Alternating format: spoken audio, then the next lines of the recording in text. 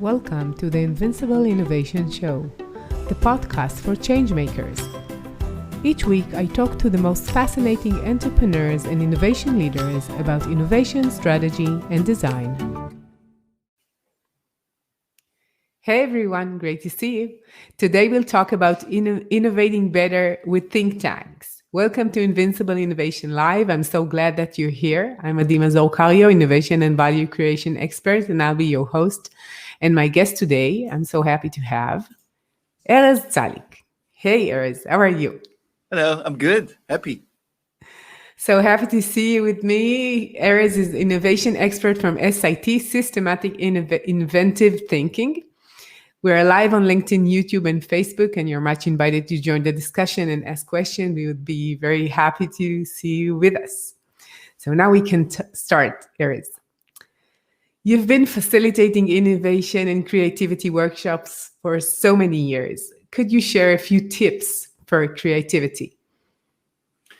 Wow. I think maybe it's my responsibility first to distinguish between innovation and creativity, because we all tend not only to use them in the same sentence, but also kind of in the same meaning, and it's not. Creativity is that act of newness that we experience when we think of a new idea or a new solution. Innovation is a business process designed to leverage on these ideas and solutions and turn them into a practical or pragmatic value. So creativity is on one hand very essential to the process of innovation, but at the same time it doesn't define it. It takes a very small, crucial but very small part or very certain step in the process. But so most of my focus is on innovation and creativity, but these are two separate areas. And now, if I repeat your question, the tips that you will hear are for more towards innovation or more towards creativity? Let's start with creativity, because I know that SIT is very experienced and known for its knowledge on creativity. So let's start with that. Okay, so in terms of creativity, we're very curious about the way people think, especially the way creative people think when they create. Now, not invented by us, but there are many empirical studies since the 1950s that actually identify some cognitive patterns that are associated with it. Not only that, there's a study from I think the late 90s that shows that about 70 to 80% of the ideas and solutions that we will perceive as very creative are associated with these thinking patterns or with these cognitive processes. Now, this is great news, because if it's true, if you can explain creativity through a cognitive process, then it should be really, really easy to test. How do you test it? Theoretically. Yeah. So how do you test it? You take someone who doesn't know how to think this way. You'll teach them how to think this way. And if by the end of the process, they come up with ideas and solutions that perceived by experts in their field, not only as good and new, but also as very creative and innovative, then you know that you got something that is working.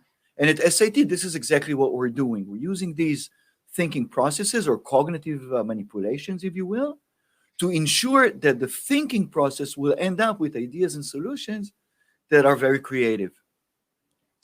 So in terms of tips, I think curiosity and motivation are probably the first two. And the third one will be discipline. Yeah. Because the only way to do it is to commit to it. You really have to make the time. You really have to make the focus. There are great stories about, people coming up with breakthrough ideas about while jogging or taking a shower. Yeah, great. I wouldn't invest in a company that's their innovation strategy. Yeah, Inspiration is probably not the best. The best way to invest in innovation. Or an apple on your head. Yeah. Something like that. Yeah. It's although like Apple is called after that specific apple that fell on his head, so maybe in sometimes it works. We have Mete with us, who said that it sounds impressive. So thanks, Mete, for joining us. So we started good if it's impressive. Most leaders are not satisfied with their innovation results. What is preventing them from a successful innovation process?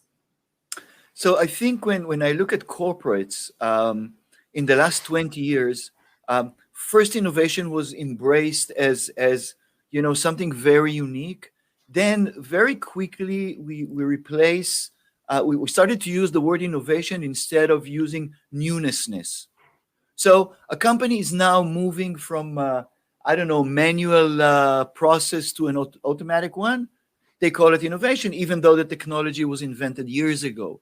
A bank that now offer you services online call it innovation, even though it's been around forever, and all the competitors are doing the same. So Yeah. we like that word. It kind of makes us feel good about ourselves. So I think Yeah. for leaders to be more content with their innovation, because I don't think you should ever be satisfied. Okay, once you're Never. satisfied, you're not hungry anymore. But to be Yeah. content or to be appreciative of the innovation investments that you make in your organization, I think that our two main things will be results, measurable results, and I'll say something about that in a minute, and culture. Now, there's a lot to say about the culture of innovation. We maybe talk about it a little later. But in terms of results, um, if you choose any organization and we'll ask them to do the following for 1 year, to stop all their innovation activities, okay, the company will not disappear. People No. will still strive to come up with new and good ideas. Will still try to do better in everything that we do internally and externally. So innovation is not everything new. Innovation is not everything that I should have done years ago and only now I find the time to do that. Innovation is that extra thing on top of newnessness. Um, so I think being able to measure results and being able to invest appropriately. There's absolutely no reason for a small organization to invest tons of money and time in innovation just because everybody else is doing it. Um, you can make very limited efforts, but get really good results. So I think Mhm. being disciplined about it, measure, compare, analyze, will save you a lot of money, but more importantly, a lot of frustration. Yeah, like when you talked about measurement, this is something that I've talked to many people, and they're thinking about how to measure it, and it's certainly not the exact same way that the organizations are used to measuring things in their core abilities and products. So how would you tell them? Yeah, it's different, but it's not the same measurement. What are the measurements? To really know that we're in the right direction. So there are quite a few tools out there to measure and assess innovation from very economical point of view. So you look at dollars and cents, and you try to not only calculate the gain, but also the investment in terms of time, in terms of when people do innovation, they don't do other things. So that Sure. that opportunity cost is also something to consider. Yeah. So and also whose time. In most organizations, there's a call from top down for everybody to be more innovative. Um, when I meet managers, business leaders, and they talk about innovation enthusiastically and how important it is, usually I find the kind of a polite way to ask them what they have done innovatively lately. Um, Modeling works much better than training, for example. You see the people on the other team coming up with something amazing, and one of the first things that comes up to your mind is, I want to learn how to do what they're doing, because no one can argue with results. So I think, first of all, there are many tools out there to measure, and both from the economical side, but also from the innovation side. We look at how radical this is. We look how this new idea or set of ideas compare to other new ideas that emerge elsewhere. So it's not about how much are we happy with what we're doing, but also how does that measure compared to the investment and compared to the alternatives. Yeah, but let's say that we have a business for 15 years. I'm just trying to make like the point clear. 15 years we've been doing something and we've making like lots of money from it. We're a factory, whatever. And then we want to try something else, which is disruptive and really different. And it's starting for a very small, like a startup, and it's growing. How can you measure what's going on in this small initiative that just started the same way that you're measuring the numbers and the dollars and cents in something that you already know how to produce money out of, right? So Right. it's Yeah. different. So there are different scales that compare areas of uniqueness, originality, impact, um, um, uh, IP, or the ability to protect your idea, or at least to have to hold it, for as long as you can. So the different variables that we use to measure that. We can talk about it. I think it's kind of a whole subject on its own, on, Mhm. on how you measure and assess innovation. You also have to do that uh, from the softer aspects in terms of people's satisfaction, their feeling of job security, and their ability to improve their skills and change their skills. It's how you break silos. So many times the ripple effect of innovation should also be measured. And I know many companies maybe have very little innovation to show for on the shelf in the marketplace, but the efforts to get there uh, improve their internal processes, their compliance, their alignment, their communication. So you also want to pay attention to these things. Yeah. And it's touching on the first thing that you mentioned, which is culture. So we're Exactly. doing both in the same way. So, what is the most powerful way to enhance innovation? Wow. I think, okay, uh, much like everything else in life, uh, learn how to do that. I mean, I feel that it's so unfair. I know it's a bit childish, but I feel it's unfair when business leaders or people expect other people to innovate without providing them the know-how and the time for it. Um, it's like how would anyone know how to do that? Just by Yeah. sitting and thinking really hard, that doesn't work. We know that. We know that relying on our intuition doesn't work because it doesn't break fixedness and it doesn't change anything. On the contrary, it reinforces previous beliefs, and it is a strong victim of confirmation bias. We know that brainstorming um, doesn't work so well because it doesn't yield implementable results. The whole idea with brainstorming is to imagine that there's no constraints, to think out of the box, to imagine everything Mhm. is possible, which is great. It's very empowering, and it creates a really fun buzz. But you end up with a long list of exciting ideas, really exciting ideas that you have no way to implement. So in the long run, it creates frustration. People say, "Oh, we were good. We came up with great ideas. It's the management that didn't do anything with it." Well, these ideas were maybe, going back to your first question, maybe very creative, but not very innovative. Okay. So I think Yeah. the innovation process it starts when you declare your intention, when you kick off, and it ends when you finish assessing the results and extract some useful learnings out of it. It's not about ideation.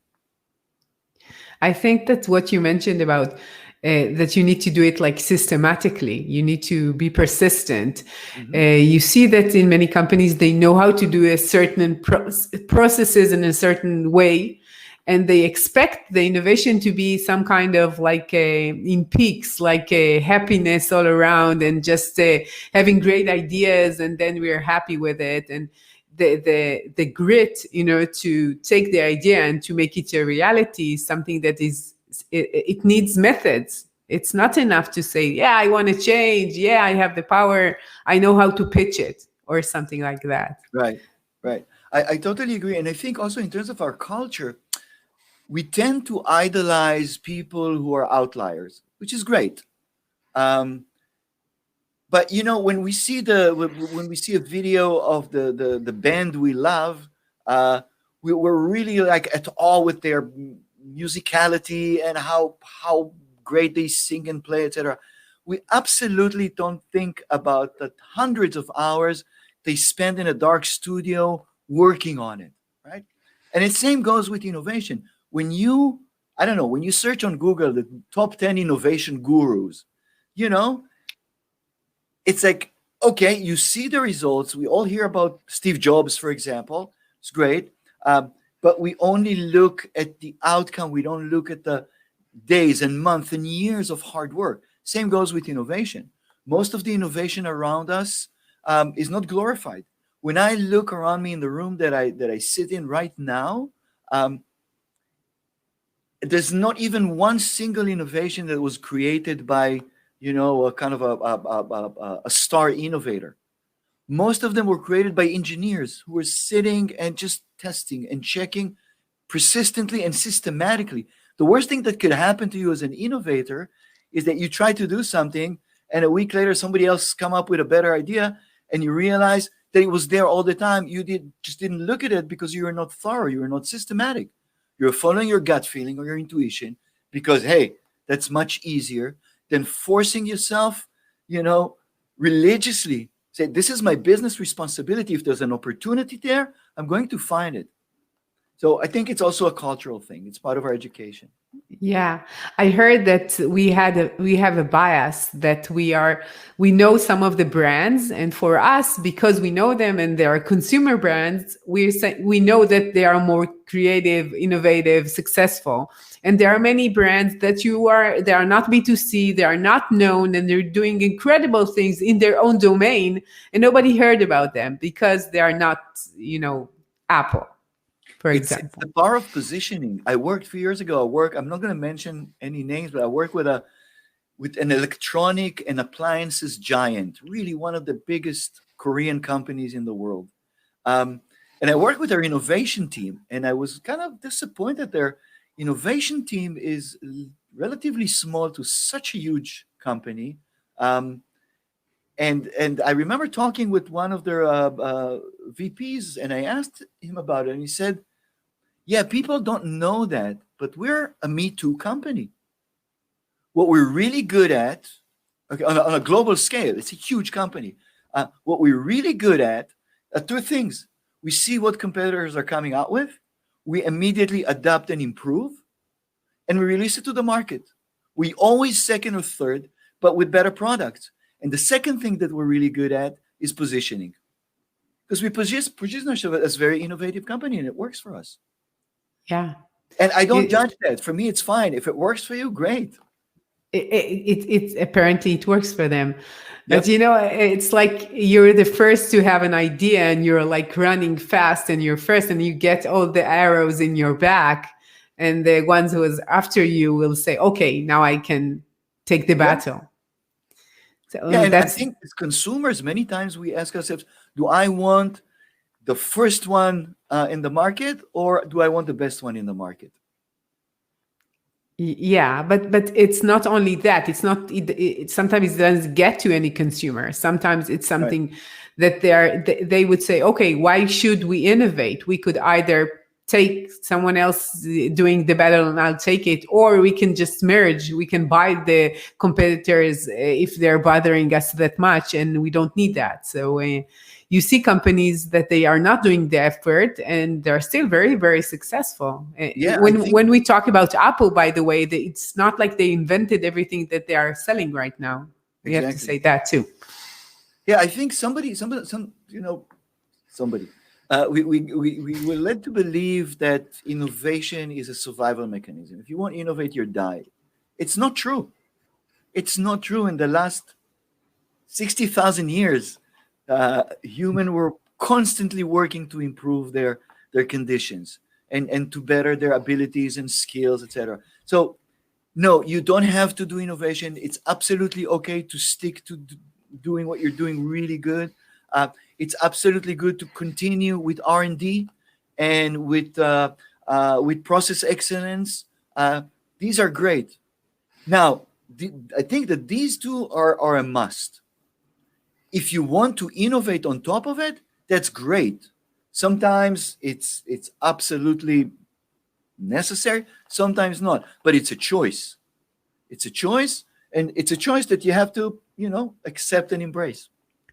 Yeah, but if you don't innovate and you don't change your business and don't merge these people, these companies to your, or take these people in, or do something, you don't have to call it innovation.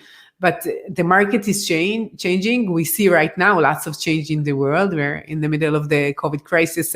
Everything is changing. So sometimes you could do the same thing and it will work. Sometimes not. And you need, Right. it's like insurance. You want to do it. It's insurance. I agree. I agree. But I would also, yeah, but I would also pay for it as I pay for insurance. So for I ride a motorcycle. So the insurance that I have for motorcycle driving is higher than any other things that I do in my life that are less risky. So I kind of, even that is something that I kind of try to be responsible about. So yeah, innovation is something that has some good business results, good promise for the future. I think that in today's world, it probably generate more value internally than externally. Uh, it's the world is changing also in terms of professions and expertise and processes. We are in a transition period now from the old world. It's funny to call it the old world of the A year 2000s. ago, it was old. Yeah. So for transition, innovation works best. Actually, when I look at it both in business terms and in economical terms, when you measure in innovation in terms of large impact, usually you see the best results in times of transitions. When everything is working well, innovation contribute, but not as much. Yeah. But like what we have right now is maybe once in a lifetime. We will, I hope, will not Oh have yeah. these. But when it happens, if you don't have the expertise and the culture and the methods and knowledge in order to do change, sometimes you don't need it. But sometimes it's crucial for you as a business and as an organization. So. And I believe that it's important, but I see that in many cases companies could really succeed and do well with, as you say, a very small team And I of. want to build on what you said now. Mhm. I think it's true, and I think that intuitively, when we talk about innovation, um, we immediately associate it with product, services, and processes. Okay, that these are the main area. Now, there's a study from, it's an old one, it's from 2010, I think, uh, that measure for 10 years. They measure the investment and the return on innovation in many different companies around the world, across the board. So different categories, different cultures, different regions of the world. And what they find out was not surprising.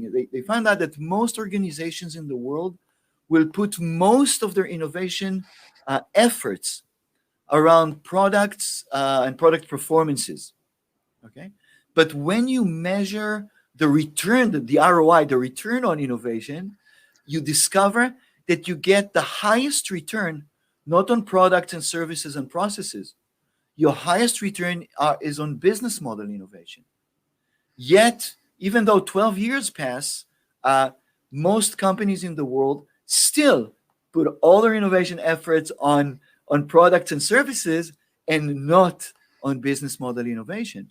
Not only that, the study shows that it's not only that you get more of your money back when you invest in business model innovation, you also get it much faster. The risk is smaller because you don't need to launch anything to the market. You run some economical models or you crunch some numbers and you see if your business model could work or not.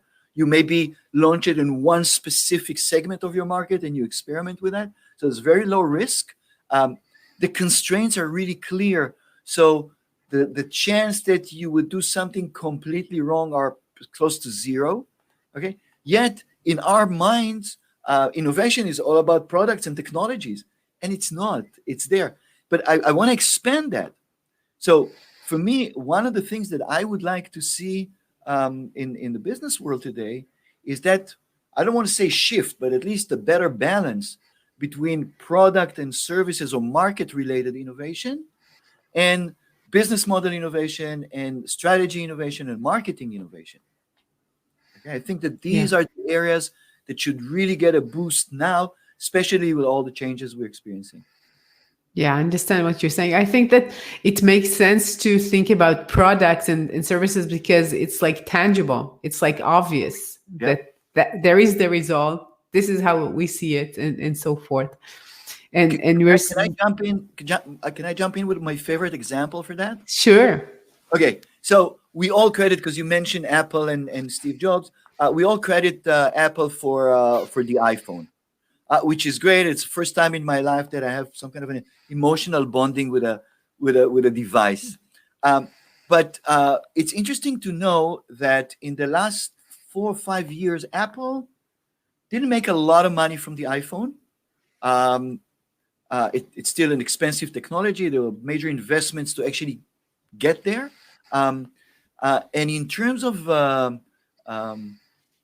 revenue, um, oh, maybe I'll say something. First of all, in terms of innovation, the iPhone is an amazing device. It has a lot of great technology, amazing design, perfect integration. Uh, I'm out of superlatives. Again, Yeah. amazing positioning. Everything is great. It has very little innovation in there. Um, uh, there is innovation there, mostly in, again, some engineering solutions that are brilliant. But the most innovative thing that Apple did, and the source for most of its revenue in these years, was not the iPhone. It was the iTunes. It's the business model behind it. Not many people know that, but in the first 3 years, Apple charges 20% of the revenue from every mobile provider that wanted to provide service for iPhone. So it's not the device, it's the business model behind it. Yeah. And you know, when they just launched it, when Steve went to the stage 2007, and it was only a phone and maybe a navigation system. It didn't have any application on it at the beginning. It just Yep. started afterwards. Yep. And then all the ecosystem of applications and all the connection and partners to that device and all the data, of course, on that device started to do something else. So what would you tell an innovation leader during these really hard times? I'll start by sharing an observation and then maybe an advice. Uh, so I think at around April of last year, when it was clear that we're going towards a pandemic, um, I got curious. I wanted to know what happened to organizations in the context of innovation. What happened to innovation when business goes through such a dramatic challenges? Um, so I started to call up and write and talk to clients and colleagues and people that I don't know, and I thought it'd be interesting to hear what they say. And my question was, during this crisis, where do you focus your most of your innovation efforts? Um, and I got really great answers. So from collecting a few hundreds of answers from, I think, from around the world, um, what I see is that um, for most organizations, they will focus on four areas, or some of the following four areas. So first of all is problem solving. So it's crisis. Kids are not going to school. Parents stays at home. People have to work remotely. Stores are closed. There's no supply chain. So you have to put fires out. So a great part of the innovation efforts were shifted towards problem solving. So that's one. The second one was adaptations and conversions. So we saw some organization immediately coming up with COVID-19 related solutions, whether it's delivery systems, whether it's a company who makes vacuum cleaners now create pipes for medical equipment. So we see that companies who makes, I don't know, shirts and pants now sell face masks. So that's the second area. The third area was what they called exit strategy. So how could we be best in the game when this is over, assuming that this will be over to a certain extent. Yeah. So that's the third area that companies were focusing on, a lot less than the first two. And the fourth area, which for me was kind of phenomenal and exciting, was to realize that some organizations understand that instead of investing in exit strategy, or instead of making sure they'll be best in the game when this is over, they taking the opportunity to change the rules of the game. Okay, which I Mhm. think in terms of strategy, this is brilliant. This is really smart. Um, Yeah. and since April, I had the pleasure of working with quite a lot of organizations in each of these four areas, and it works, and it's really interesting. So that was Mhm. my insight, my Yeah. advice. As okay, I said earlier that I feel that it's kind of unfair to expect people to be able to innovate when they don't learn how to do it, and they don't get the time and resources to do it. Um, I want to say the same thing about business leaders and management.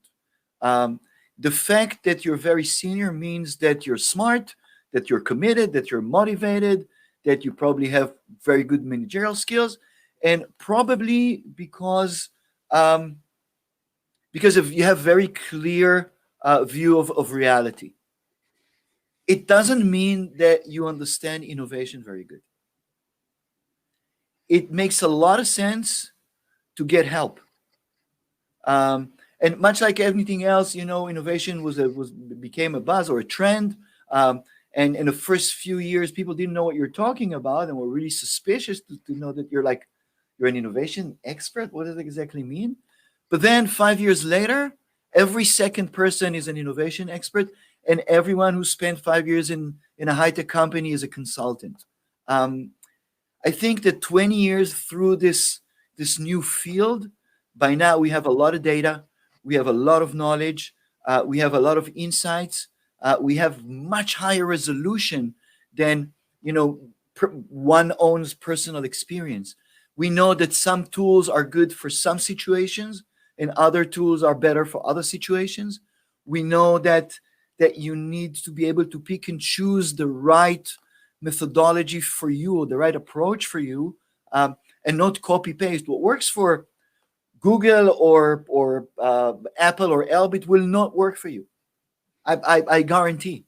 Um, so I think that what one advice that I would give business leaders um, is get professional help. Get work with people who are expert in that field in a wider sense. Not as that they know one method, and for them everything is Mhm. design thinking. Sorry, I don't want to badmouth design thinking. I think it's a great methodology, but not many people know that design thinking works best for designers.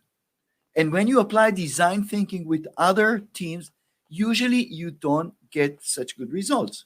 Usually, what happens is that you use design thinking because that's what everybody else is doing, even though that for your specific problem, for your specific need, there might be much better methods.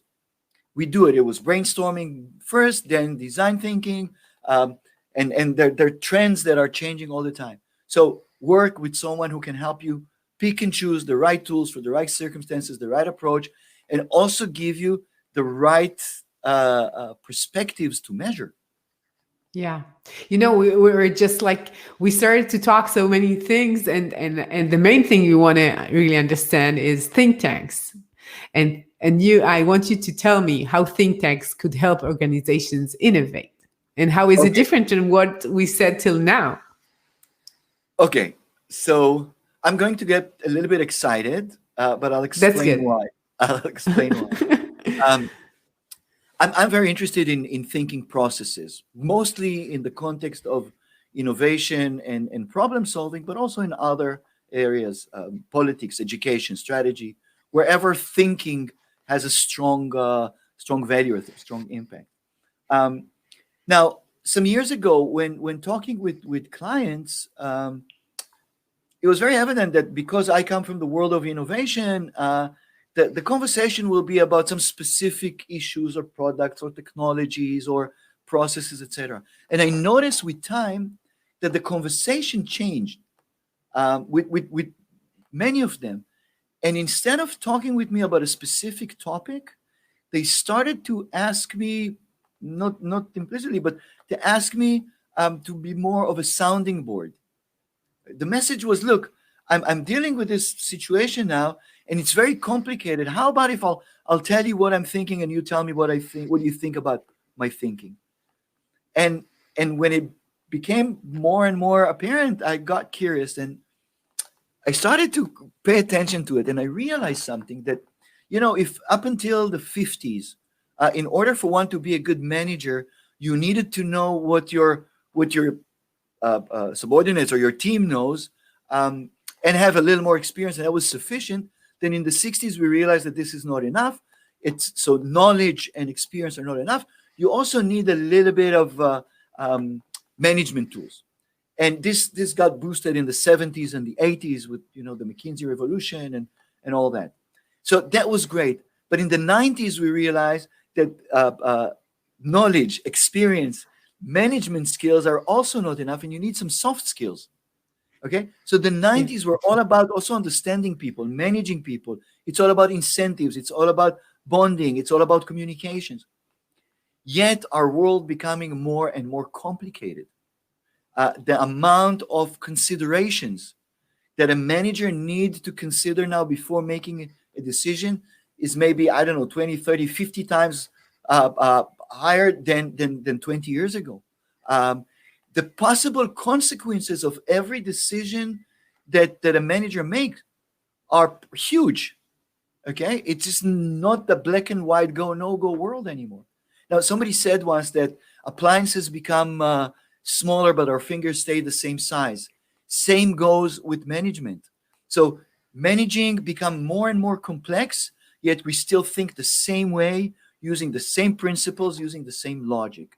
And I thought that is not sustainable. And I started to look around, and I noticed that in many parts of the world, you see more and more think tanks. People realize that for some questions, it's much better to think not alone. I don't want to say with a lot more people, but not alone.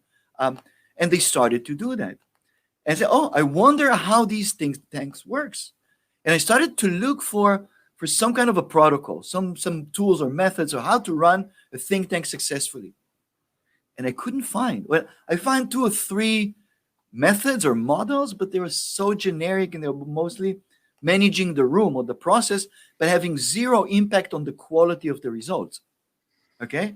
And what you would expect is not only to have a better thinking process, but also have significantly better in quality results. So at SIT, I came back to SIT and said, wow, I realized that there's no, the world is going towards thinking with others, and there are no good tools out there. And the answer from SIT was, so how about you create one? So in the last 2.5 years, this is what I was focusing on mostly. First of all, understanding how people think in teams, what works, what doesn't work, to understand the different scenarios, different configurations, different personas, different cognitive skills, different characteristics and traits that we bring in. So try to understand that. Then I started to shop around for tools. And the idea was to collect tools, existing tools. I think that for me it was important that the tools that I'll pick will comply with 2 conditions. One is that they're been out there for quite some time, and there's strong empirical data to prove that they're working. It's not someone's personal technique or a trend. And the second is that all the tools need to be something that is very, very easy to learn and apply. Okay, so you don't spend days and weeks just learning how to think with others. It's something that you can do on the go. The next step was to start curating, see what works with what, because the fact that you have few good tools doesn't mean that they complement each other. So we worked on that, as I mentioned, about 2 years, experimenting with different configurations, different tools, different cultures, different businesses, including working with educational organizations and and charity organizations. So I wanted to see, how much of it is generic and it could work for every team, and how much of it is specific and it only works well in some specific circumstances. And that was about a year ago. That ends about a year ago. And we were very happy because we realized that we probably have the first ever think tank operating system. And the next step was, okay, so how do we share it with the world? And then I got a call from a client who are looking for an innovation program. And I shared that with her. And she said, okay, how about if we do that? And my reaction was, well, that's a good idea, but this is kind of, it's 1.0, it's still very, very new. And she said, okay, what do you need to be convinced that this is great, that I need a pilot? I said, okay, so let's run a pilot. So for almost a full year, we ran a really large pilot, 15 teams, more than 70 people altogether, working for straight 8 months, coming up with just unbelievable results. And we were fortunate enough to do that in real time, so we can compare not only the teams that use this model and the teams who didn't, but we also had teams who were focusing on more research and prediction type of assignments, and teams who are focusing on design assignments. So you also see that. We had a global team, so we had people from different parts of the world, different cultures. So that also really, it was, I know, I'm not really, but thank God that was the perfect pilot. So we ended that a few months ago, and now we're ready to roll. So this is the kind of excited description. If I need to kind of wear my my serious business hat, I would say that thinking with others in some instances is way more productive, smart, efficient than thinking alone. Much like anything else in life, it's something that you can do, just follow your common sense and intuition, or you can use tools and methods or a process that design exactly for that, and probably, if not get you there better and faster, at least prevent you from making very common mistakes. So that's the idea. And I think it started up from innovation, but clearly this is it absolutely not innovation specific. It's in any situation when you want to do that, then here's a good way to work with a team. Yeah, it sounds really exciting. In general, I believe that people are built to collaborate and built to think together and built to be as a group and not as individual, although this is the modern world and this is how most things are done. But as people, as human beings, this is what we're meant to do. So our time is like almost up. And I have to ask you, where could people hear more about think tanks and SIT and really contact you? So this is really, really easy. My name and address is completely out there on LinkedIn and Facebook and Clubhouse and on Google. The SAT's website is not only very cool, but also very resourceful in the sense that we have a lot of examples there, a lot of articles. So you don't even need to do a lot more than just read if you're interested. And of course, get in touch with me or with us through the website. Sure. So I want to thank you, Erez. It's been really, really fascinating, as always, talking to you. It's a pleasure. So thank you for coming. My pleasure. It was an honor. Thank you so much. Yeah, it was lots of fun. And to all of you change makers out there, thank you for joining me. You're much invited to visit invincibleinnovation.com, and I'll be here next week, and I'll wait for you for another insightful talk. Have a great day. See ya.